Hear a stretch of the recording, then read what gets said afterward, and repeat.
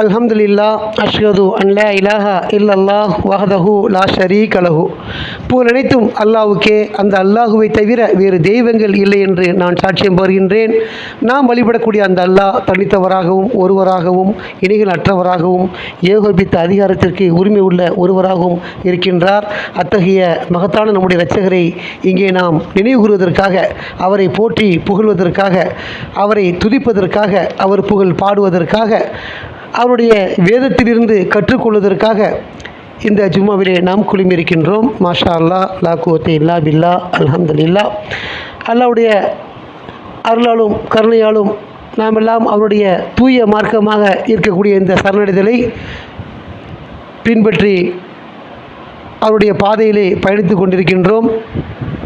அல்லாஹ்வுடைய மார்க்கமாக இந்த குர்ஆன் மட்டுமே உள்ளது. இந்த குர்ஆனுடைய அல்லாஹ்வுடைய இந்த வார்த்தையில் மட்டுமே மார்க்கத்தின் ஆதாரம் என்றும், இந்த ஆதாரத்தை தவிர வேறு எந்த ஒன்றும் மார்க்கத்தின் ஆதாரமும் அடிப்படையே கிடையாது அப்படிங்கிறதுல நாம் ஒரு சரியான புரிந்து கொள்ளுதலை, அறிவை நாம் அடைந்திருக்கின்றோம். அல்லாஹ் அதற்கு நமக்கு பெரும் கிருபை செய்திருக்கின்றார். அல்ஹம்துலில்லாஹ். ஆக அந்த அல்லாஹ்வுடைய வார்த்தைகளான அல் குர்ஆனிலிருந்து நாம் சின்ன சின்ன சூறாக்கள்லேருந்து என்ன செய்கிறோம், தொடர்ந்து பார்த்துட்டு வரோம். அதில் நாம் சென்ற வாரம் பார்த்தது சூரா 75 அல் கியாமா, அதாவது உயிர் தெழுப்புதல் அப்படிங்கிற தலைப்புள்ள ஒரு சூறாவை நம்ம பார்த்தோம். கிட்டத்தட்ட அதில் ஒரு 15 வசனங்கள் வரைக்கும் என்ன செய்திருக்கிறோம், பார்த்துருக்குறோம்.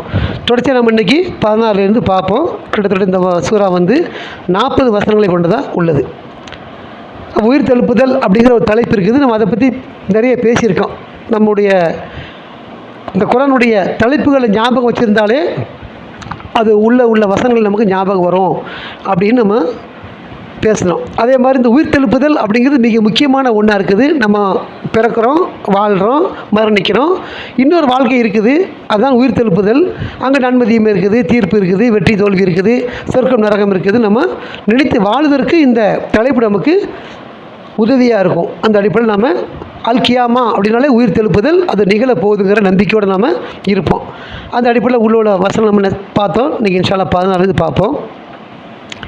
அவுது பில்லாஹி மினஷ் ஷைத்தானிர் ரஜீம்.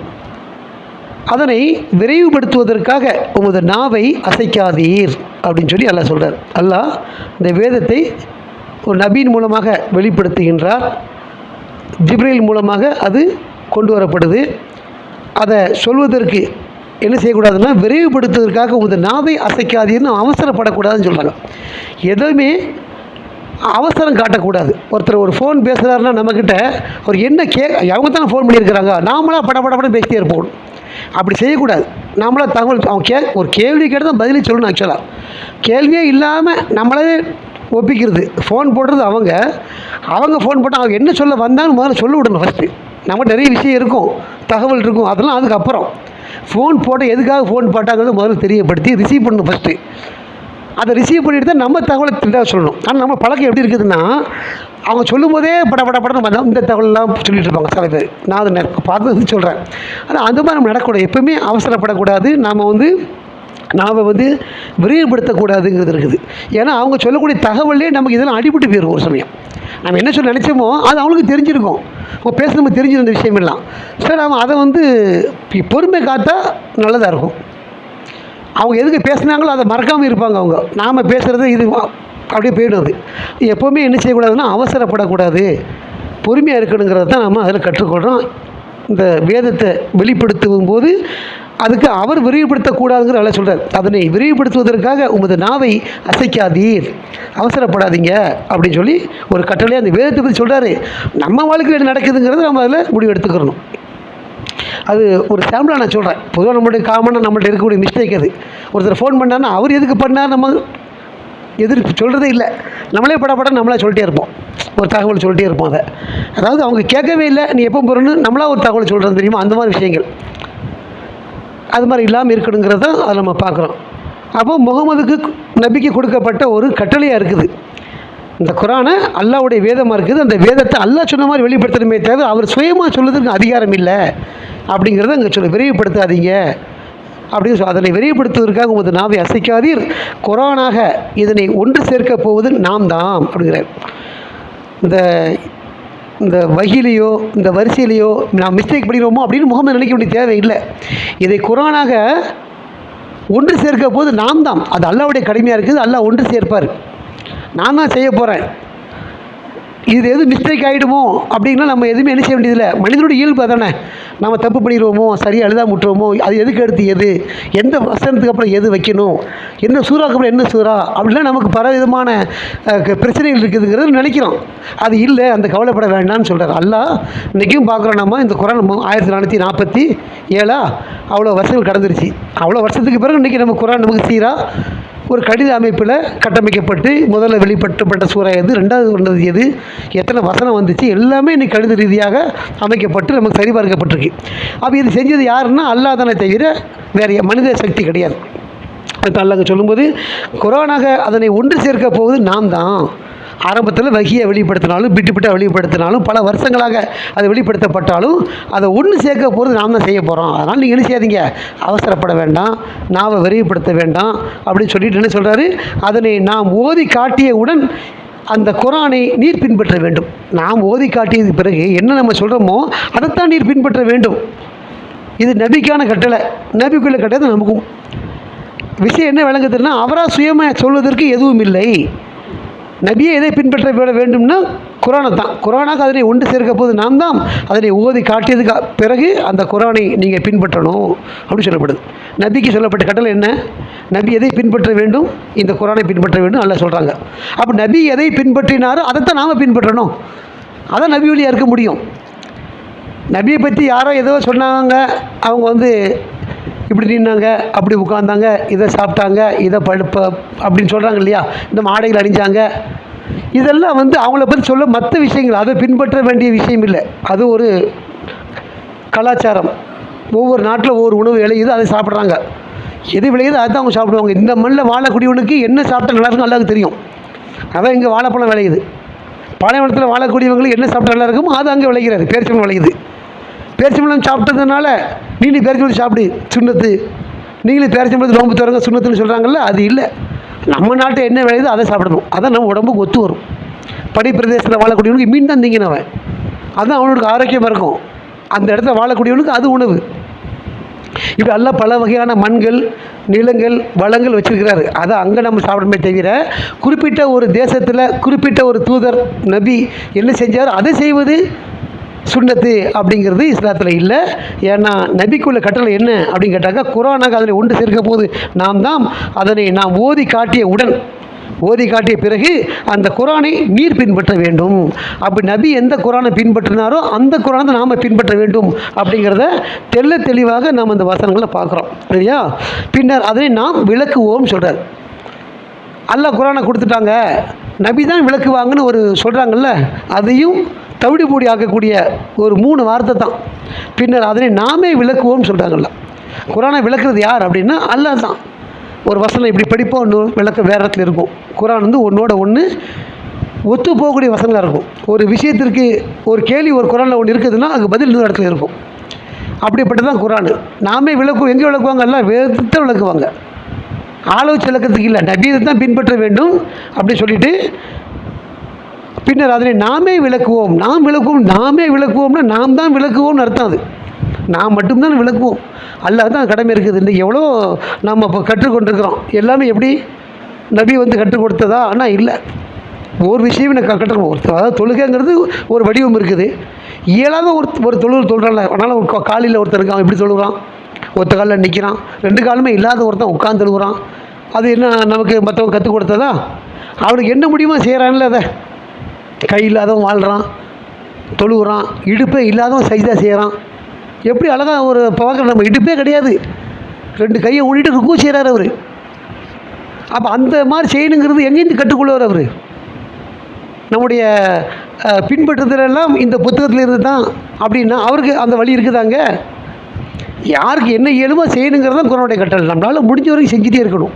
அவன் உடம்புக்கு என்ன ஒத்து வருமோ அதுதான் அவன் செய்வார். அதனால தான் பின்பற்றுதல் எங்கே இருக்குதுன்னா குரானில் தான் இருக்க தேவை, அதுக்கு வெளியே இல்லை. வெளியே நிறைய கேள்வி வந்துடும். ஒருத்தர் ஒளி செய்யணும், நம்ம செய்கிறோம், நம்ம 4 ஸ்டெப் செய்கிறோம். முகத்தை கழுவுங்க, கையை கழுவுங்க, தலையை தடவுங்க, காலை கழுவுங்க. ஆனால் இன்றைக்கி எத்தனை பின்பற்றப்படுது? 6 பின்பற்றப்படுது. ஒவ்வொருத்தருக்கு ஒரு மாதிரி. சாஃபிக்கு ஒரு மாதிரி, ஹனஃபிக்கு ஒரு மாதிரி. ஹனஃபியாக இருந்தால் கழுத்தை கழுவிட்டு அவர் ஒன்று செய்வார். சாஃபியாக இருந்தால் காதுக்கு மட்டும் மசகு பண்ணுவார். அதெல்லாம் குரானில் விஷயமே கிடையாது.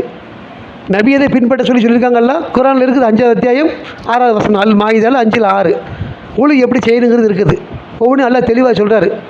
கையை கழுவு, காலை கழுவுனா அதுக்கு வரம்பு கொடுத்துருக்குறாரு. கைங்கிறது எங்கே, நம்ம விரல் நுனியிலிருந்து கக்கம் வரைக்கும் கை தான். அப்படியே கழுவுறோம்.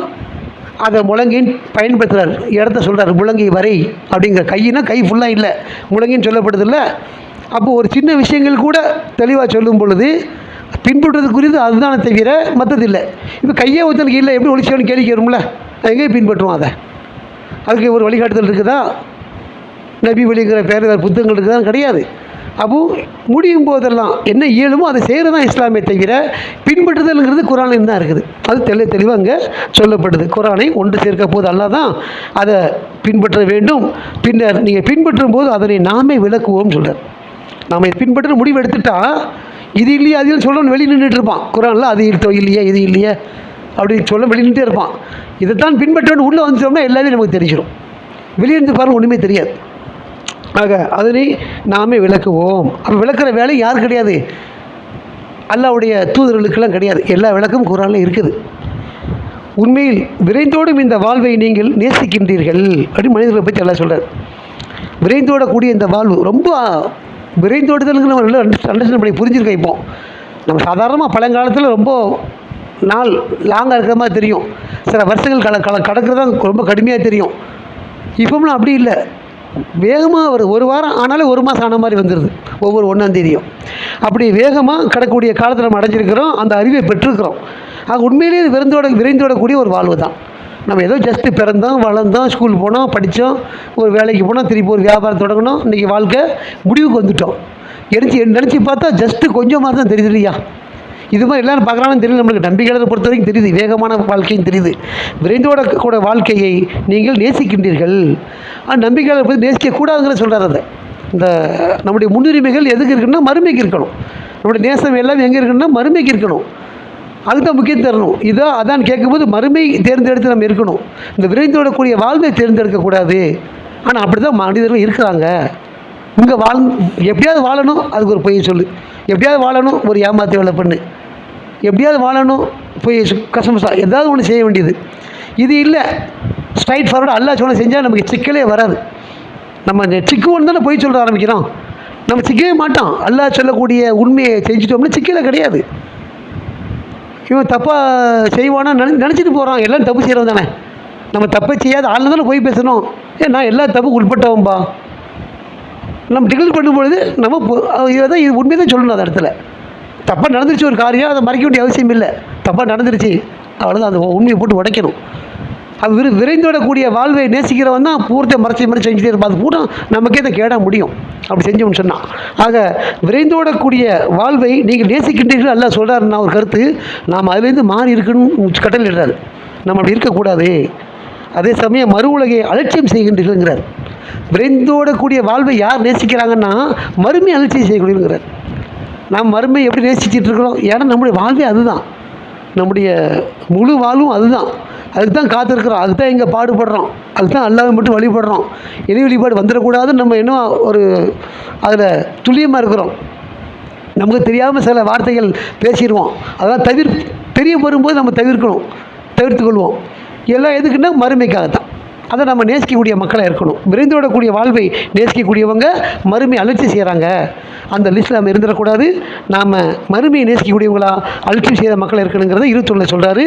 அந்த மறுமை என்ன நிகழ்வுங்கிறது 22 வருது. நம்ம தொடர்ச்சியாக பார்ப்போம். தூபு இலல்லாஹ்.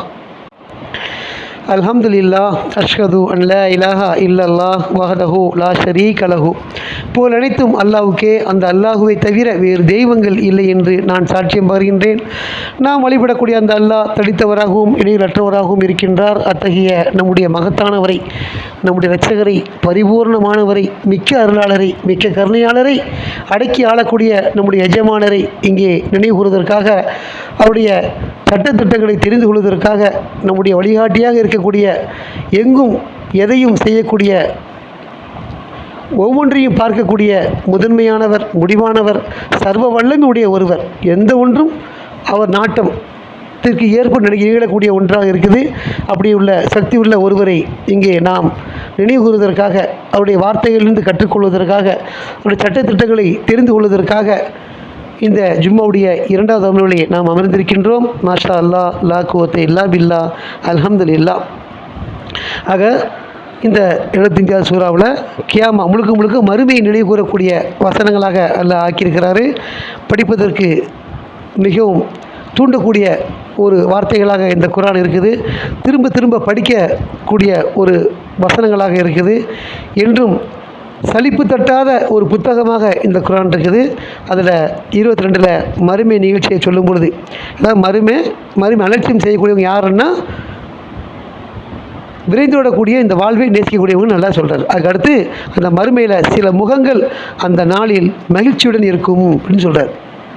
முதல்ல நரகத்தை பற்றி நம்ம வர்ணனை பார்த்தோம் இதே சூறாவில் 11, 12, 13லாம்.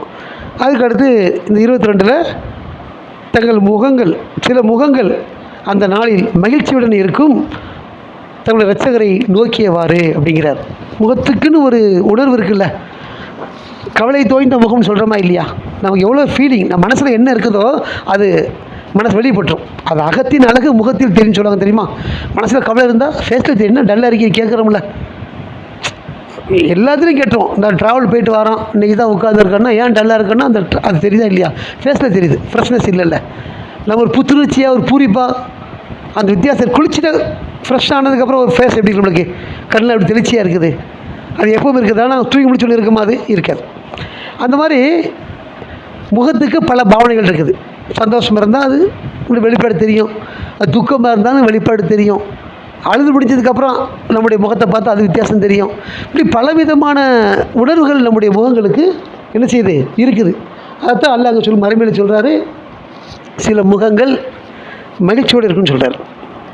அப்போ நம்ம அந்த உணர்ச்சியை, அந்த பூரிப்பை, அந்த மகிழ்ச்சியெல்லாம் நம்ம ஒவ்வொரு முறையும் இந்த வாழ்க்கையிலே ஒவ்வொருத்தரை பார்த்து நம்ம பழகிருக்கிறோம். அதை மறுமையில் சொல்லும்போது சில முகங்கள் அந்த நாளில், மறுமை நாளில் மகிழ்ச்சியுடன் இருக்கும், தன்னுடைய இரட்சகரை நோக்கியவாறு, அல்லாவை நோக்கியவாறு, கடவுளை பார்த்து நோக்கியவாறு முகங்கள் மகிழ்ச்சியோடு இருக்கும்.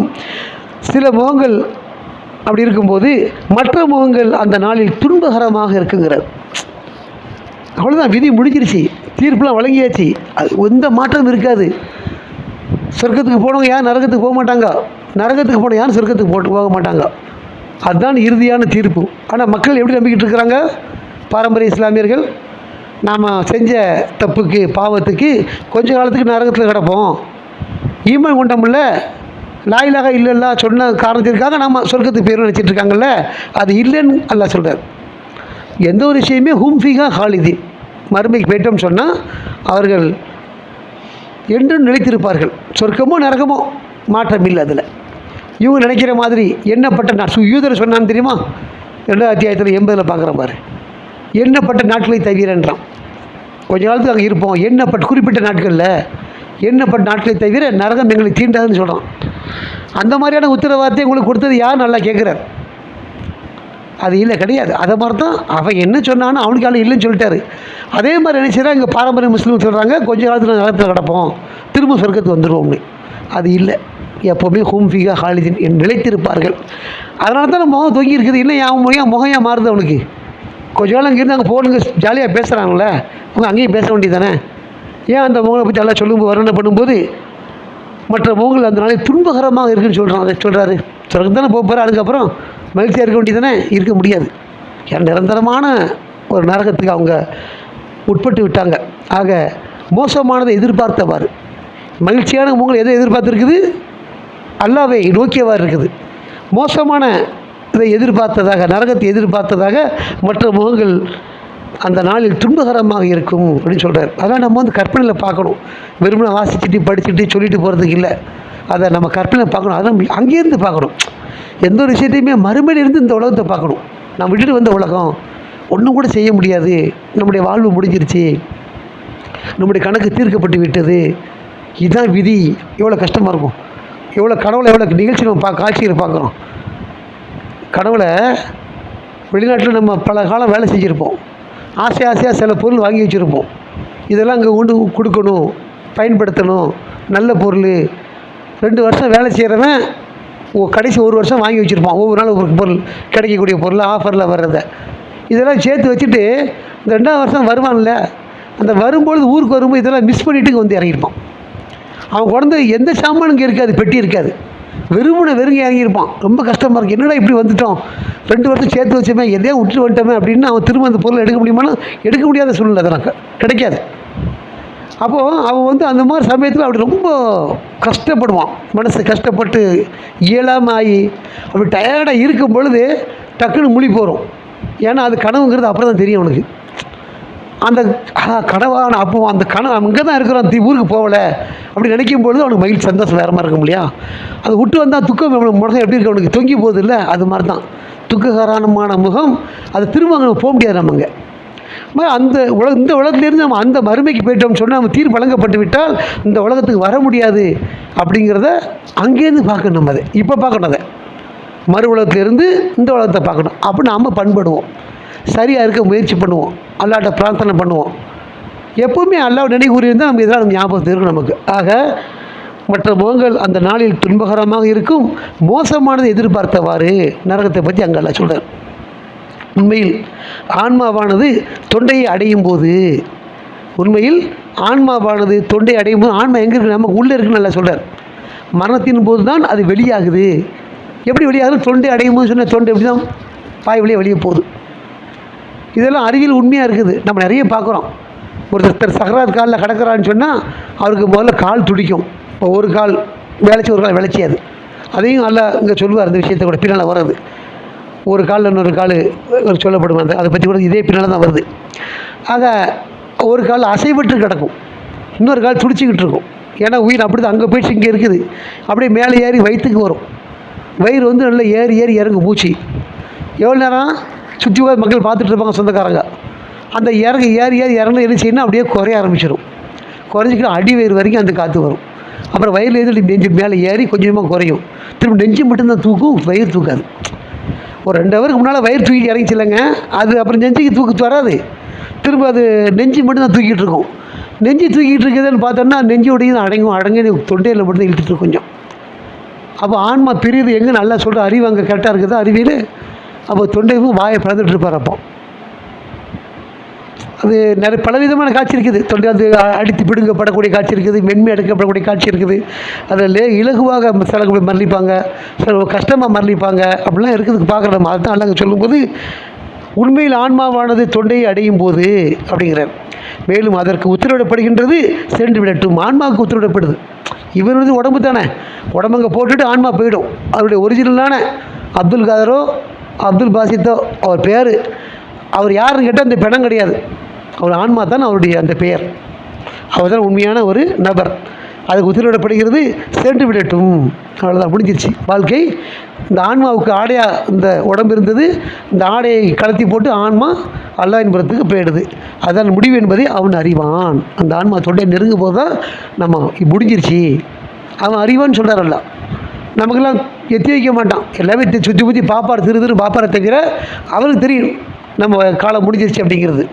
ஆக அதுதான் அவருடைய முடிவு என்பதை அறிவார். ஒரு காலானது மறு காலின் அருகே அசைவற்று கிடக்கும். எவ்வளோ ஃபேக்ட் தெரியுமா இது. நானும் பாச்சா மாமாவுக்கு பார்த்தாங்க, ஒரு கால் சும்மா நடக்குது, ஒன்று அசிட்டு வாட்டிகிட்டே இருக்கிறார். ஒரு காலானது மறுகாலின் அருகே அசைவற்று கிடக்கும். அந்த நாளில் உங்களுடைய ரட்சகரிடம்தான் ஒன்று திரட்டுதல் உள்ளது. யாருக்கு எந்த சக்தியும் இல்லை அல்லாஹ்வை தவிர. அவர்கிட்ட தான் என்ன இருக்குது, ஒன்று திரட்டுதல் உள்ளது. தொடர்ச்சியாக அல்லாஹ் இந்த தான தர்மங்களை பற்றிலாம் சொல்கிறாரு. நம்ம தொடர்ச்சியாக பார்ப்போம். 30 வருஷம் முடிச்சிருக்கிறோம். இன்ஷா அல்லாஹ் ஒரு 10 வருஷம் பார்ப்போம். ஆக மறுமை உயிர்த்தெழுப்புதல்ங்கிற தலைப்பில் நிறைய விஷயங்களை நமக்கு அல்லாஹ் சொல்கிறாரு. தொடர்ச்சியாக நாம் அல்லாஹ்வுடைய அல்லாஹ் மட்டும் வழிபட்டு அவருடைய மார்க்கத்தை பின்பற்றி நாம் என்ன செய்வோம், மீட்டுக்கொள்வதற்கு அல்லாஹ் அருளும் கிருபையாக செய்வோம் என பிரார்த்தித்து இந்த ஜும்மா நிறைவு செய்வோம். வார்த்தையின் குழந்தை அல்லாஹ்வுக்கே மாஷா அல்லாஹ் லா குவத்த இல்லா பில்லா அல்ஹம்துலில்லாஹ். அக்கீமுஸ்ஸலாம்.